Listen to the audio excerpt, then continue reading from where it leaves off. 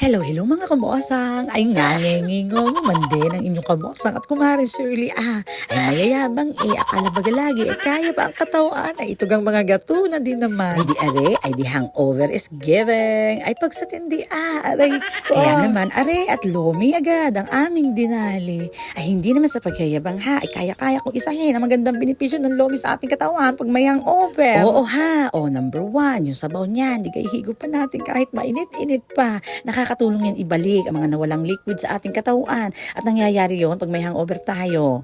Next, number 2, yung noodles niyan. Madaling tunawin. Pag kinain mo yan, madaling isuka. Lalo nga at hindi ayos ang tiyan, gawa nga ng hangover. Number 3, at panghuli sa lahat, nabuboost nito ang ating energy. Gawa nga ng anlomi ay may carbohydrates at protein na nakakatulong naman ibalik ang ating mga lakas. Ngayon, alam nyo na ang magagandang benepisyo ng lomi sa ating katawan pag may hangover. At isa sa napakagandang option talagang kainin, Anel. Kayo, ano pang iniintay ninyo? Magbalik na din kayo para hangover is waving kinabukasan at panigurado, mapapasabi kayo na deserve nyo ang lomi na ito. Yun lang for today's video. See you on our next vlog. Bye!